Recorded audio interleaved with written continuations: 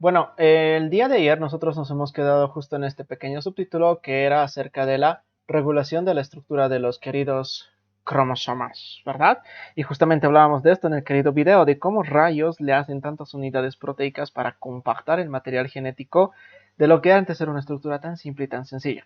Bueno, les recuerdo una cosita, el fuerte de este tema ya ha sido avanzado, por si no se han dado cuenta, y estas últimas paginitas, que sí, hasta tenemos que llegar hasta la 26, estamos en la 22, son 4 hojitas, son comentarios finales. Y la última parte es un recordatorio, algo que tú ya sabes de las células procariotas. Así que relájate, pero ojo con los ojos, ¿verdad? Que son las frases que te dije que tienes que tener cuidado al momento de que podrían ser preguntas de examen o tomadas en cuenta por sí.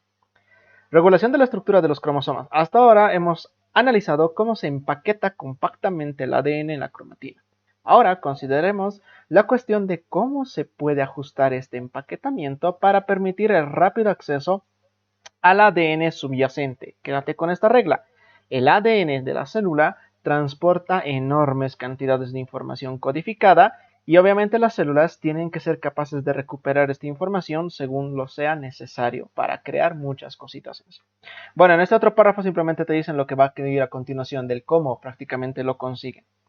Acuérdate una cosa, el día de ayer nos han dicho una cosita el querido libro, que habían segmentos del material genético que incluso aún eran desconocidos para nosotros y que claro, falsamente le decíamos ADN basura, pero no es así. Los cambios en la estructura de los nucleosomas permiten el acceso al ADN. A ver, yo les diría, tatúense todo lo que está con ojo, por favor, es muy crucial. Además, todo está perfectamente explicado con esto. Te voy a preguntar una cosita antes de empezar a leer.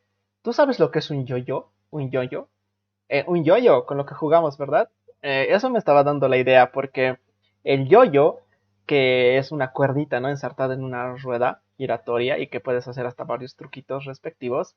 Ay, se parece a lo que es el funcionamiento de un nucleosoma. Porque claro, si tú te fijas esta imagen, te vas a dar cuenta que existen unas proteínas que lo que hacen es moldear al nucleosoma para hacer que algunos segmentos que están bien enredaditos en la ruedita se desenreden y obviamente quedan expuestos a otras proteínas que tendrían que ir a trabajar respectivamente. Eso significa que esta estructura, como te lo he dicho ya el libro, no es una estructura estática, es una estructura dinámica donde hay movimiento molecular que hace que ciertas regiones del ADN que están escondiditas, bien pegaditas a lo que son las histonas, se aflojen y se expresen, se dejen ver, se suelten y se vean libres y que permite el mecanismo de acción de otras proteínas para, por ejemplo, leer ese material genético. Como un yo-yo. El yo-yo se enreda y se desenreda, ¿no? Se envuelve y se desenvuelve. Las células eucariotas actúan de varias maneras de ajustar con rapidez la estructura local de su cromatina. Bueno, una de ellas, de estas maneras de ajustar con rapidez la estructura de su cromatina, es aprovechar a un grupo de complejos remodeladores de la cromatina, que obviamente no trabajan gratis, dependientes del ATP. Estas maquinarias proteicas utilizan la energía de la hidrólisis del ATP para cambiar la posición del ADN enrollado alrededor de los nucleosomas. Es lo que te dije. Mira, toda esta proteína de color verde, ¿cómo se le llama? O bueno, este complejo de proteínas se le llama complejo remodelador de la cromatina. ¿Qué está haciendo él? Mira, por un boliviano, diré por un ATP, ¿qué hace? Movimiento del ADN, por eso te lo están poniendo hasta con flechitas. Mira cómo se van moviendo las estructuras respectivas por un lado o por el otro, y esta es su forma de representación tridimensional. Allá, entonces para eso es lo que sirven los complejos remodeladores. Al interactuar tanto con el octámero de la histona como con el ADN enrollado a su alrededor, los complejos remodeladores de la cromatina pueden modificar localmente la disposición de los nucleosomas. Cuidado, esto torna el ADN más asequible a otras proteínas de la célula y a otras regiones obviamente menos asequibles. Durante la mitosis, muchos de estos complejos remodeladores de cromatina, están desactivados, lo que puede ayudar a los cromosomas mitóticos a mantener su estructura compactantemente empaquetadas, ¿no? Compactamente empaquetadas. Entonces, di una cosa, ¿para qué sirve el complejo remodelador de la cromatina? Esta cosita hace mover. Mira el posicionamiento del material. Si digamos, yo tuviera que decir una cosa, este material genético que está aquí representado con este color medio celeste, todavía está bastante escondido dentro de las histonas. Yo al utilizar este complejo lo que haría es hacer rotar a esta hebra y tenerla en un punto más suelto, desplazarla y permitir que, digamos, aquí una enzima venga y se encargue de copiar su material genético, trabajarlo, repararlo o hacer lo que tenga que hacer. Obviamente, el mecanismo de acción de estos complejos son locales, o sea, no te pueden desplazar a toda la hebra enorme que es tan grandota, pero simplemente pequeños segmentos los hacen mover en un lado, otro lado, para que se expresen y otros se inactiven respectivamente. Además, recuerda, durante la mitosis, obviamente nosotros no queremos que haya movimiento de material genético porque todo tiene que estar bien compactito, por lo tanto estas proteínas, estos complejos tienen que estar inactivados. Otra manera de modificar la estructura de la cromatina se basa en la modificación química reversible de las histonas, catalizada por un gran número de diferentes enzimas modificadoras de las histonas. Las colas de las 4 histonas centrales están particularmente sujetas a estas modificaciones covalentes y que comprenden ¿qué cosa? ¿Qué cosa les puedo hacer a estas 4 colas, a estas colitas de las histonas? Les puedo adicionar o eliminar, por ejemplo, grupos acetilo, grupos fosfato o grupos metilos. Ahorita vemos la imagen. Esta y otras modificaciones pueden tener consecuencias importantes para el empaquetamiento de la fibra de cromatina. Por ejemplo, la acetilación de las lisinas pueden reducir la afinidad de las colas por los nucleosomas adyacentes.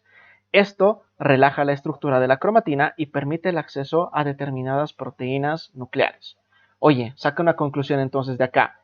¿Qué maneras hasta ahorita estoy conociendo que pueden haber para cambiar la estructura de los nucleosomas, para permitir que las enzimas accedan al ADN? Hay dos de momento, los complejos remodeladores de cromatina y las enzimas modificadoras de las histonas. Fíjate cómo trabajan esas enzimas modificadoras con esta imagen.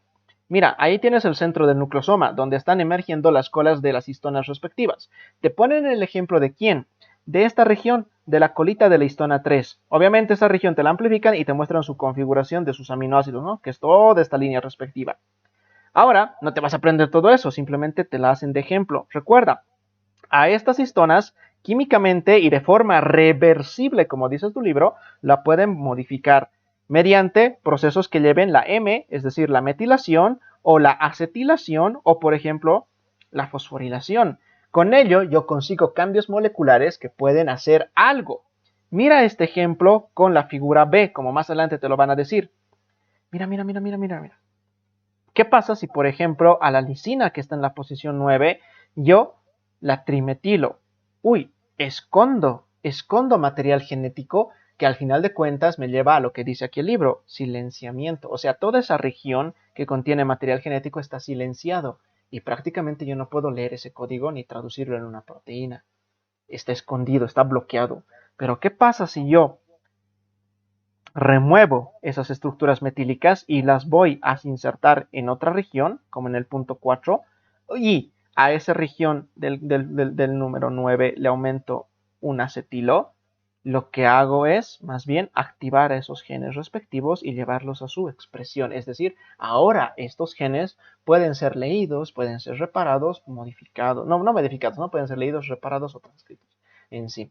Es decir, que si tú químicamente juegas con las histonas, a esta ruedita la puedes hacer mover en un sentido u otro y puedes activar ciertas moléculas o inactivar ciertas otras para que el ADN, que está obviamente envuelto en esta región, esté en su forma activa o en su forma inactiva, en su forma en la que puede ser leída o en su forma totalmente inactivada. ¿Vale? Sin embargo, es aún más importante que estas modificaciones sirvan como sitios de atraque en la cola de las histonas para diversas proteínas reguladoras. Diferentes patrones de modificaciones atraen grupos específicos de proteínas cromosómicas no histónicas a un segmento particular de la cromatina. Ahorita lo vas a entender. Algunas de estas proteínas promueven la condensación de la cromatina, mientras que otras promueven su expansión, lo que facilita el acceso al DNA. Combinaciones específicas de las modificaciones de las colas y de las proteínas que se unen a ellas tienen diferentes resultados funcionales para la célula. Por ejemplo, un patrón podría marcar un determinado segmento de cromatina como recién replicado y otro podría indicar que los genes de este segmento de la cromatina se están expresando en forma activa y otros se asocian con genes hasta silenciados. Traducción de todo esto: si tú químicamente, como te lo había dicho, alteras alguno de los aminoácidos que conforman la cadena de las colas de las histonas, puedes hacer que el ADN o se agarre más fuertemente de este material o se suelte respectivamente. Y eso lleve tanto a la expresión de genes como a su represión, al esconder o en el sentido contrario. Entonces, como un comentario final, tanto el primer punto que has visto, los complejos remodeladores de la cromatina, como el segundo punto que has visto, las enzimas modificadoras de histonas, están estrictamente regulados. A menudo, estas enzimas son llevadas a regiones particulares de la cromatina mediante interacción con proteínas que se unen a una secuencia específica del ADN o de un ARN transcrito a partir de este ADN. Las enzimas modificadoras de histonas operan de manera coordinada con los complejos remodeladores de la cromatina para condensar y relajar segmentos de cromatina. Esto permite cambios rápidos en la estructura local de la cromatina de acuerdo a la necesidad de la célula. Claro, ponte a pensar. Aquí tienes qué cosa, el ejemplo de un complejo, ¿verdad? Vale, esto, complejo remodelador. Pero imagínate una cosa, ¿qué pasaría si aquí yo colocaría a esto, una enzima modificadora que estaría aquí toda metida? Obviamente, si ambos tratan de trabajar al mismo tiempo, por ejemplo, estirando al material genético, que el complejo tire por su lado y la enzima por su lado de una forma descoordinada, hasta podrían lesionar el material genético. Entonces, ¿qué tienen que hacer? Tienen que comunicarse. Si por algún ejemplo yo quiero expresar algún gen, a veces un complejo tendrá que inactivar y una enzima tendrá que activarse, o viceversa, una enzima tendrá que inactivarse y un complejo activarse, o en diferentes regiones, porque recuerda que el ADN es una enorme cantidad de material que en diferentes regiones pueden estar acomodados estas estructuras, ¿no? Que se mueven fácilmente. Entonces, todas ellas tienen que estar ampliamente comunicadas y estrictamente reguladas, como dice aquí la palabra, para que no hagan aberraciones ni tengan a lesionar los segmentos de cromatina en sí. ¿Vale? Muy bien, pasas con otro subtitulito que espero que sea un recuerdo del capítulo 8 del núcleo para ti. Ya estás terminando, mira, te faltan 2 hojitas. Los cromosomas en interfase contienen formas tanto altamente condensadas como formas más extendidas, más laxas de la cromatina. La modificación localizada del empaquetamiento de la cromatina por complejos remodeladores y modificaciones de las histonas ejercen efectos importantes sobre la estructura en una gran escala. La cromatina en interfase no está empaquetada de manera uniforme, que te quede bien claro ese punto. En lugar de eso, las regiones del cromosoma que contienen genes expresados en forma activa suelen estar ¿cómo? ¿Cómo tendrían que estar esas regiones que tienen genes que necesitan expresarse? Regiones que tienen que ser leídas, transcritas, regiones activas, tienen que estar más extendidas, mientras aquellas que contienen genes que son silentes, o sea que no tendrían que hacer casi nada, están obviamente más condensados. Cuidado que esto sea una pregunta de examen. Por consiguiente, la estructura detallada de un cromosoma en interfase puede diferir de un tipo de célula a otro, lo que ayuda a determinar qué genes estarían activados y cuáles genes estarían desactivados. La mayoría de los tipos celulares expresan solo alrededor de la mitad de los genes que contienen, y muchos de estos solo tienen niveles muy bajos de actividad. Ahora, reglas de juego. La forma más condensada de la cromatina en interfase, ¿cómo se llama? ¿Cómo se llama la forma más condensada de la cromatina en interfase? La enredada. Se le llama heterocromatina. Esta forma, muy compacta, se observó por primera vez en el microscopio óptico en los años 30. Por lo general, la heterocromatina representa alrededor de, lo que también te decía Junqueira, 10% de un cromosoma en interfase. Y en los cromosomas de los mamíferos, ¿se concentra dónde? Y esa es la pregunta, ¿dónde está la heterocromatina en un cromosoma? Ah, está en el centrómero, en el telómero, respectivamente, ¿verdad? Entonces ten en cuenta, en los cromosomas de los mamíferos se concentra alrededor de la región del centrómero y en el ADN telomérico en los extremos del cromosoma. ¿No me crees? Fíjate. Mira, en la analogía, tú sabes que prácticamente todo esto es ¿qué cosa? Un señor cromosoma, ¿no? Incluso ahí estaría la parte del centrómero respectivamente.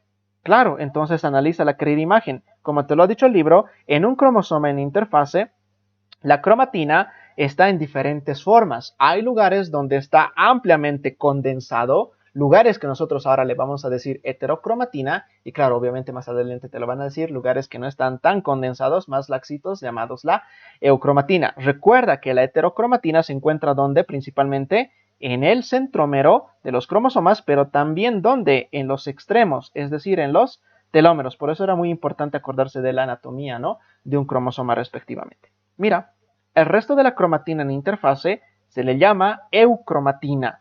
Si bien empleamos el término eucromatina para referirnos a la cromatina que existe en un estado menos condensado, ahora es evidente que ambas están compuestas por mezclas de diferentes estructuras cromatínicas en sí, ¿no? Por eso un cromosoma tiene tanto regiones muy condensadas como otras regiones a veces un poco laxas. Pero eso es en un cromosoma que se está formando en la interfase, porque en el mitótico tú ya sabes que todo está bien compactado, ¿sí, no? Bueno, ahora te voy a pedir un favor. Hay una relación muy importante entre el color verde y este color celeste que está metido en la eucromatina. Y eso es lo que te lo van a contar aquí a continuación y que está plasmado en esta imagen de aquí abajito. Te voy a pedir que lo entiendas. Cada tipo de estructura de cromatina es establecida y mantenida ¿por quién? Por diferentes grupos de modificaciones en la cola de las histonas, que atraen distintos grupos de proteínas cromosómicas del tipo no histónicos. Vale, por su química. Por ejemplo, las modificaciones que dirigen la formación del tipo más frecuente de heterocromatina consisten en, por ejemplo, lo que has visto en arriba en la figura, la metilación de la lisina 9 en la cola del histón H3.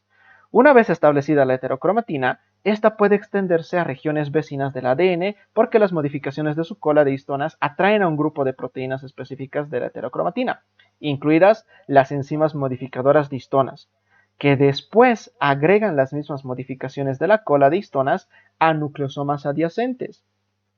A su vez, estas modificaciones reclutan más proteínas específicas de la heterocromatina. Esto genera una ola de cromatina condensada que se propaga a lo largo del cromosoma. Esta región extendida de cromatina continuará su propagación hasta que encuentre una secuencia de barrera de ADN que la detenga. Por ejemplo, algunas secuencias barrera contienen sitios de unión para enzimas modificadoras de histonas que añaden un grupo acetilo a la lisina 9 de la cola de la histona 3. Esta modificación bloquea la metilación de la lisina, lo que evita cualquier propagación ulterior de la heterocromatina. Así que ten cuidado en ese punto respectivo, ¿vale? Mira esta querida imagen. Te están diciendo una cosita. Si tú no pudieras ver lo que es la diferencia entre la heterocromatina y la eucromatina en un punto de control químico, es decir, si químicamente las cosas no se podrían regular, a veces nos iríamos a ambos extremos, o habría pura eucromatina o habría pura heterocromatina. ¿Cómo sabe todo el material genético hasta dónde formar eucromatina y a partir de dónde formar heterocromatina? O sea, ¿por qué solo hasta aquí llegaba la heterocromatina? ¿Y por qué a partir de aquí se le llama eucromatina y a partir de aquí se le llama hetero en sí? Y es por esto, porque obviamente analizando esta imagen te estás dando cuenta de qué, de que si tú vas modificando químicamente las colas de las histonas, por ejemplo, al hacer esto, metilar a la lisina 9 de la histona H3, consigues ¿qué cosa? Seguir enredando el material genético, acumulando cada uno de estos nucleosomas, va a entrar a compactarse en estas estructuras respectivas, cada vez más y más y más y más. Y la pregunta es, ¿cuándo se va a detener? Cuando la secuencia de material genético encuentren a esta región que se conoce como barrera de ADN. Secuencia de barrera de ADN. Esta secuencia de barrera de ADN es como un tope, como decir, hasta quisitos nomás tú te puedes compactar, porque a partir de aquí la estructura tiene que estar todavía laxa. Obviamente hasta ahí va a ser el marcaje, por eso te decía que la clave de las figuras es muy importante, de colores. Por eso estas zonas contienen ¿qué cosa? Secuencias de detención de ADN. Por eso es ahí donde los niveles prácticamente podrían tener diferentes grados de compactación. Ahora, tú estarás diciendo, pero si estas secuencias están metidas incluso en medio de la eucromatina. Claro, recuerda que la heterocromatina y la eucromatina son diferentes niveles de compactación. En uno está el material muy compactado y en el otro no es que el material no está compactado, pero está en una forma un poco más suelta. Por eso estás viendo que siguen habiendo aquí adentro varios bloques respectivos, pero en estas zonas donde la cromatina está muy ampliamente puesta en su forma laxa, no le está. Ahora la pregunta es, químicamente, ¿cómo se da cuenta el material genético que ha reconocido a la secuencia de barrera del ADN? Fácil, porque químicamente cambian las secuencias. Por ejemplo, hacer esto. En vez de hacer lo que decían acá, la metilación de la lisina 9, ahora se hace la acetilación de la lisina 9. Entonces, químicamente no es lo mismo metilar que acetilar. Cuando tú acetilas la lisina 9, el material genético se da cuenta que está metida en ¿dónde? En una secuencia de barrera y por lo tanto para el mecanismo y obviamente da origen al resto de la fibra respectiva, ¿vale? Ten en cuenta ese punto que te lo están diciendo acá. Por eso evita cualquier propagación de la heterocromatina, que se vuelva pura heterocromatina. Gran parte del ADN que es plegado en heterocromatina no contiene genes. Como la heterocromatina es tan compacta, los genes incluso que accidentalmente son empaquetados en la heterocromatina, por lo general no deberían expresarse.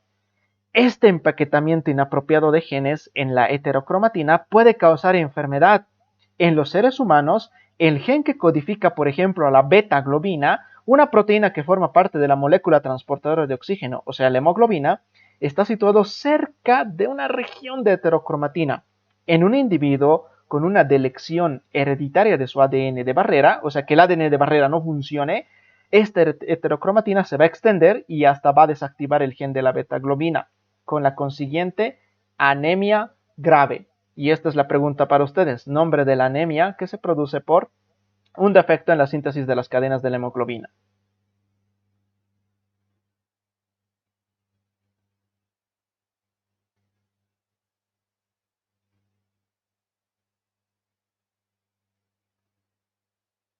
Tema sangre. Tipos de anemias. Ocha, ¿qué libro de morfo tengo que abrir ahorita? Ah, otra vez sangre. Es que todo el rato es sangre. Miren, han descubierto ahorita sangre. Nombre, ¿ya la han encontrado? No es anemia ferropénica, no es megaloblástica, no es falciforme. Es un problema llamado C. Las talasemias, chatos, que los asesino a estas instancias, ya tiene que estar claro. Sangre, el tema más importante del segundo parcial de morfo, tiene que ser dominado al 100%, chatitos.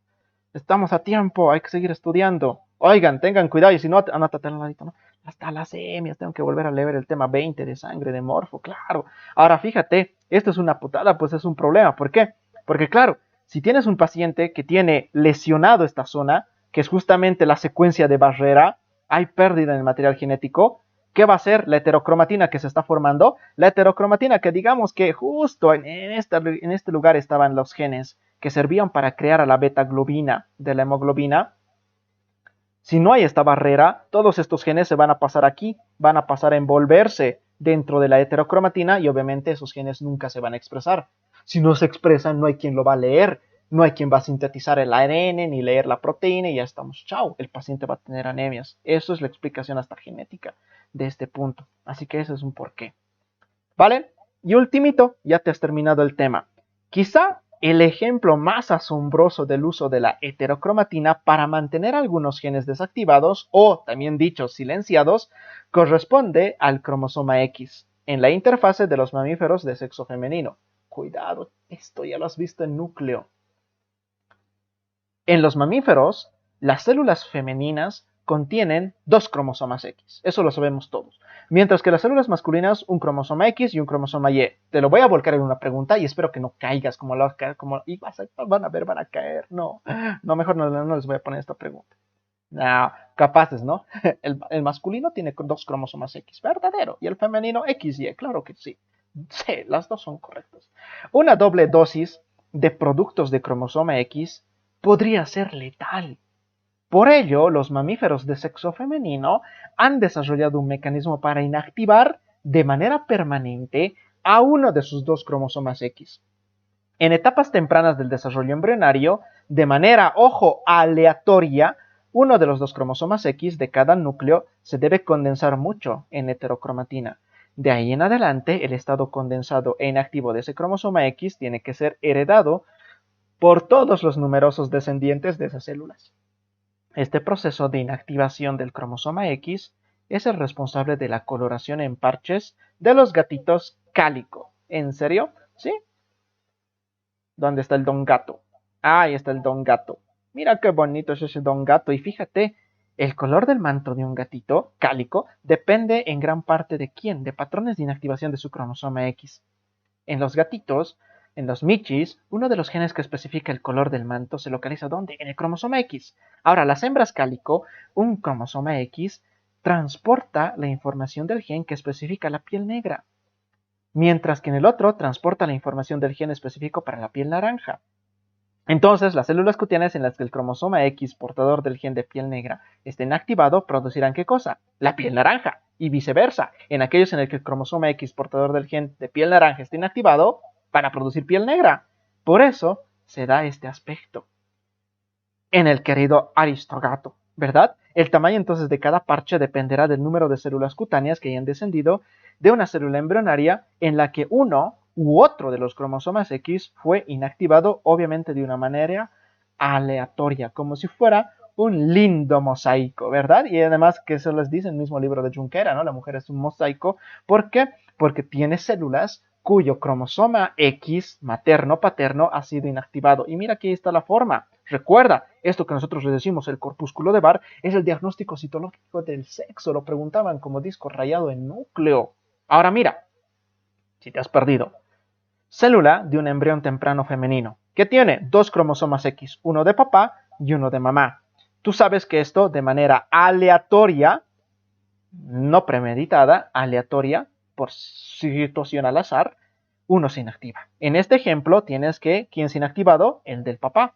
Y en acá se ha inactivado de mamá. Obviamente, como te lo dice, la regla va a ser que todas las demás células descendientes de ella hereden la misma característica. Por eso todos los descendientes de esta línea tienen inactivado ¿quién? Al cromosoma X de papá. En cambio, en esta línea tienen inactivado ¿a quién? Al cromosoma X de mamá. Y la pregunta es, ¿cómo se inactiva un gen? Fácil, mediante... ¿Cómo se inactiva el cromosoma X? Mediante la formación de la heterocromatina, porque la heterocromatina está tan compactada. ¿Cómo sabes que esta célula pertenece a un varón? Fácil, porque aquí no hay cromatina altamente condensada de un cromosoma, ni X ni Y, porque obviamente el varón tiene que utilizar a ambos, al X y al Y. ¿Cómo sabes que este paciente tiene una célula femenina? Porque aquí está ¿qué cosa? Esto. El cromosoma X inactivado, tan ampliamente condensado en heterocromatina pura que sí puede ser visible. Y tú dices, esta célula pertenece a un paciente femenino. Diagnóstico citológico del sexo. Obviamente, el otro cromosoma activo tiene que estar en formas más laxas, expresando y dando las características femeninas a esa persona. Y en los michis es lo mismo, ¿verdad? Para sus rasguitos. Y además nosotros tenemos muchos de ellos, ¿no? Yo tengo un don gato ahí que es mi vecino y que tiene, hasta el michi de prepa, ¿no? Tiene sus rasguitos que obviamente deben ser por inactivación del cromosoma X respectivo. Y te cargaste el tema, que vas a darte cuenta que no era la gran cosa, no hay por qué tenerle miedo y que falta sus queridas las guías, ¿no? Las guías del cómo sabemos, esas dos cositas, pero que espero que esta cosa cargue, porque parece que no está cargando, se ha trancado ahí. No hay.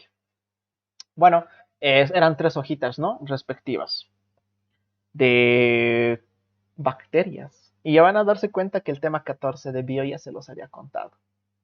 A recordar, los genes están compuestos por ADN. Esto lo estamos avanzando por protocolo. No sé si esto más contenga el examen. Tal vez también los de la facu les digan las láminas y los cuadros. No. Mejor para nosotros, menos que estudiar, ¿no? Pero por si acaso lo avanzamos por show. En la década de los años 20, los señores científicos en general coincidían en qué? En que los genes estaban en los cromosomas. Muy bien, todo el mundo lo sabía. Y los estudios de finales del siglo XIX habían demostrado que los cromosomas estaban compuestos por ADN, pero también tenían proteínas. Pero como el ADN es tan simple desde el punto de vista químico, fue natural que algunos biólogos supusieran que los genes debían estar formados hasta por proteínas, que muestran una diversidad química mucho mayor que las moléculas de ADN, aun cuando incluso la evidencia experimental señalaba lo contrario. Resultó difícil contrarrestar esta suposición. Claro, imagínate estar en el siglo XIX. Bueno, ni siquiera existíamos ahí. ¡Wow! Hace más de tantos años atrás. ¿Cuántos años atrás? 1920 al 2022. Matemáticas. Y este es el momento en donde les da una CB, mis queridos alumnos. Oigan, a ver, tengan en cuenta una cosita. Está guay, porque claro, uno dice viendo al ADN tan simple y tan sencillo, ¿cómo va a estar tanta información metida ahí? Yo no creo. Yo creo que toda la información está en las proteínas, porque obviamente al tener 20 aminoácidos puedes crear lo que quieras, hasta puedes crear vida. Debe estar ahí. Eso se han dado cuenta. Entonces, ¿qué han hecho? hay que hacer estudios. Mensajes de los muertos. El concepto del ADN comenzó a surgir a finales del 1920, cuando un oficial médico británico llamado Fred Griffith realizó un descubrimiento asombroso. 14, tema 14, ya lo has visto esto. Estaba estudiando al Streptococcus pneumoniae. Sabes que es la bacteria que causa la neumonía y que tiene su vacunita en el PAI, la antineumocócica. Como aún no se había descubierto los antibióticos, la infección por este bicho era mortal. Incluso no había vacunas, pues obviamente, chato. Cuando crecen en el laboratorio, los neumococos presentan dos formas. Una forma virulenta, o también dicha patógena, que provoca la infección letal, cuando obviamente el señor neumococo se lo inocula, se lo introduce dentro de los animalitos, y una forma avirulenta o inocua, que es fácil de conquistar por el sistema inmune del animal y obviamente no causa infección. En el curso de sus investigaciones, Griffith inyectó diversos preparados de estas bacterias en ratoncitos. Mostró que los neumococos patógenos, que habían sido destruidos por el calor, ya no eran capaces de provocar la infección. La sorpresa llegó cuando Griffith inyectó bacterias patógenas destruidas por el calor a bacterias inocuas vivas al mismo ratón, o sea, les inyectó las que no hacían nada. Esta combinación probó ser inesperadamente letal. Los animales no solo morían por neumonía, sino que Griffith observó que su sangre estaba llena de bacterias vivas de la forma patógena. De alguna manera, los neumococos destruidos por el calor habían convertido a las bacterias inocuas a la forma letal. Además, observó que el cambio era permanente. Estas bacterias transformadas podían crecer en cultivo y continuaban siendo malas. Pero, ¿qué era este misterioso mecanismo que tornaba a las bacterias inocuas en asesinas y cómo se transmitía este cambio de su progenie? Y esto lo sabes. Transformación, uno de los 3 mecanismos por el cual las bacterias nosotros sabemos que intercambian. ¿Cómo se llaman los otros 2 mecanismos? Solo por curiosidad.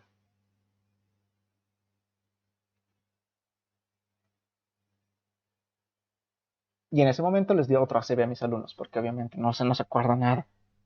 Conjugación. Conjugación. Y el otro, con T también empieza. Transducción. Ajá, ¿verdad?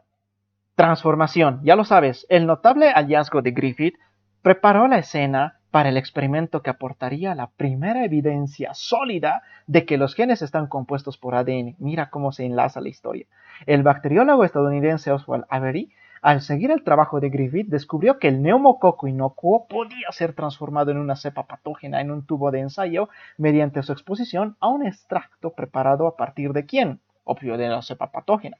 Sin embargo, transcurrían otros 15 años antes de que Avery y sus colegas, McLeod y McCarthy, purificaran con éxito el principio transformador, a partir de su extracto soluble y demostraran que el componente activo era el ADN, pues como principio transformador causaban un cambio heredable en la bacteria.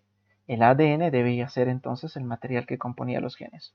El retraso de 15 años fue un reflejo en parte del clima académico y la suposición generalizada de que el material genético estaba formando probablemente por proteína. Mira que como 15 años los otros se han opuesto a que sigan diciendo, no, es que las proteínas siempre es el material, ahí está el material genético en las proteínas. 15 años, qué jodido.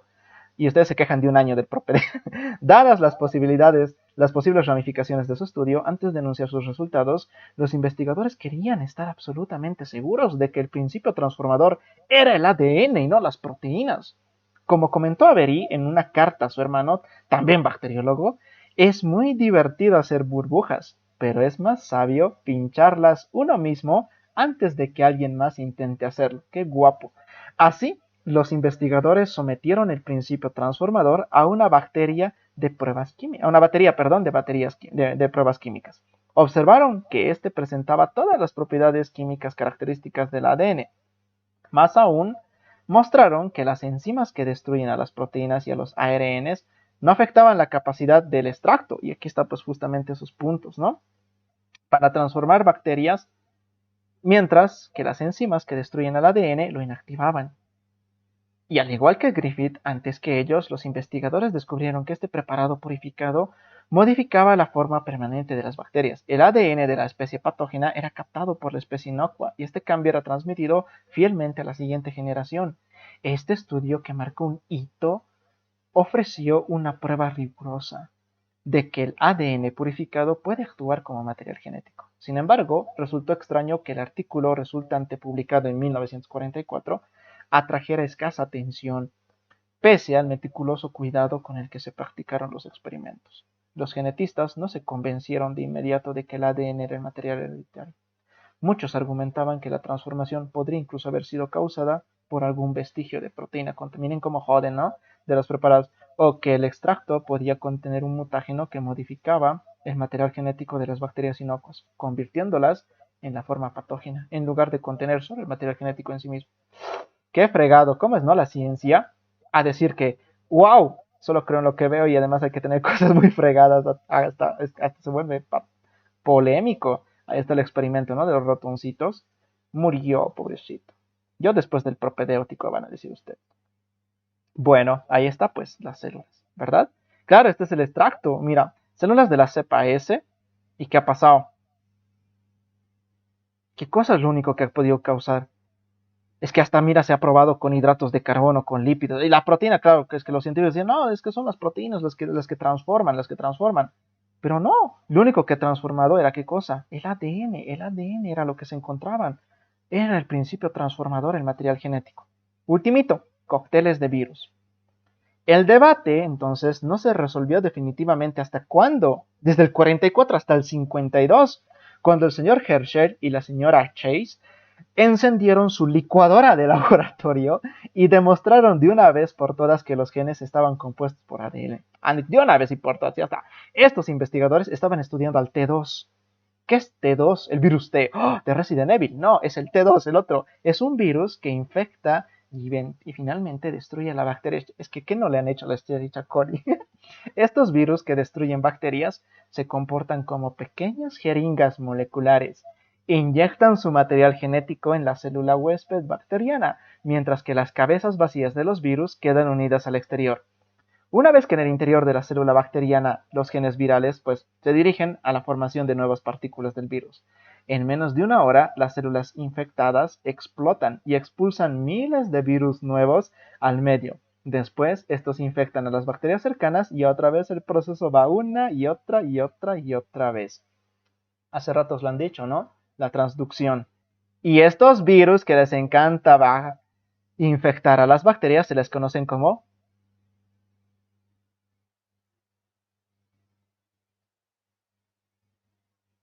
Claro, más adelante les van a dar el nombre, ¿no? No en este tema.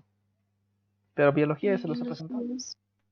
Los queridos fagos, ¿verdad? Los bacteriófagos. La belleza de T2 es que estos virus contienen obviamente solo dos cosas, ADN y proteínas. Ahí está pues. ¿De qué manera entonces el material genético debía ser una o la otra? Mira, entonces, mira, tanto es que claro, es que mira, en el 44 ya han demostrado, ya han dicho, el principio de la herencia es el ADN. ¿Por qué? Porque hay bacterias que aunque estén muertas, pueden enseñar a otras bacterias a volverse malas. Y lo único que lo hacen es mediante el intercambio de material genético. No hay proteínas ahí. Y claro, otros dicen, no, ¿cómo va a ser así? No, no, no. Entonces, ¿qué ellos han dicho? Ya, pues entonces veremos con los virus. Porque los virus solo tienen dos cosas. Tienen proteínas y tienen ADN. Y uno de los dos va a ser. Es uno de los dos. Como los genes virales ingresan en la célula bacteriana, mientras que el resto de la partícula viral que está hecho de proteínas queda afuera, los investigadores decidieron marcar radiactivamente tanto a la proteína en un lote de virus como al ADN en otro lote de virus. Aquí te lo están poniendo, ¿no? Un lote de virus cuyo ADN ha sido marcado radioactivamente con fosfato 32 y otro lote de virus que ha sido marcada sus proteínas. ¿Con qué? Con sulfato 35. Es material radioactivo, ya has visto todo esto en otro tipo de estudios. Luego, todos deberían observarse, ¿no? Si el ADN o la proteína viral se enrollaban en el interior de una bacteria. Para hacer esto, Hershey y Chase incubaron a sus virus radiomarcados con Escherichia coli, después de dejar pasar algunos minutos para que tuviera lugar la infección. Vertieron la mezcla en una licuadora y oprimieron hacerlo puré.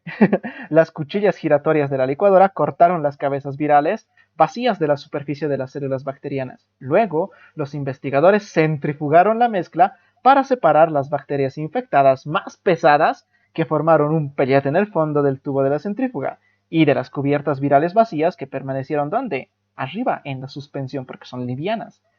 Como probablemente habrá adivinado, Herschel y Chase descubrieron que el ADN radioactivo es el que había ingresado en las células bacterianas, mientras que las proteínas, que también eran radioactivas, habían permanecido afuera, con las cabezas vacías del virus.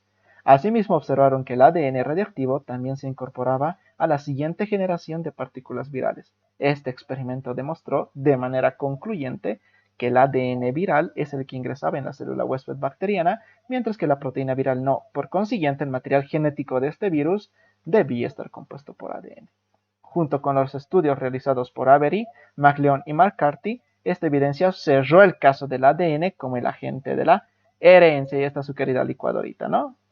Y claro, obviamente, ¿qué cosas he logrado mezclar? El ADN, ¿no? Y ahí termina su querido tema. No hay más preguntas, dice después.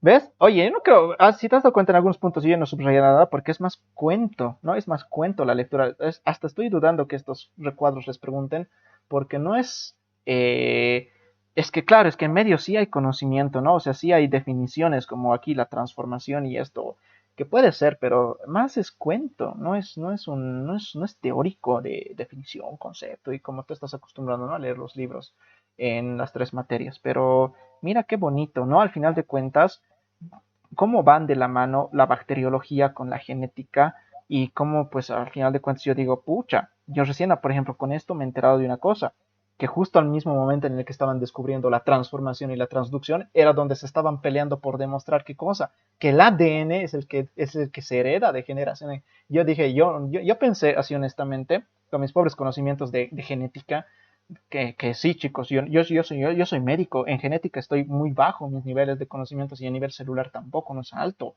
que eso tal vez un biólogo tal vez lo podría saber incluso mucho más, pero es que digo, wow, cómo en esas instancias donde se estaban peleando por lo del ADN, se estaban peleando ya por la parte bacteriológica más, entonces cómo va de la mano, ¿no? A costa de los señores neumococos, de la neumonía, PAI, a mí se me ilumina rápidamente, la vacuna antineumocócica, y el fenómeno de la transformación de los avirulentos en virulentos. ¿No, chicos? Entonces, eso sería pues por este tema.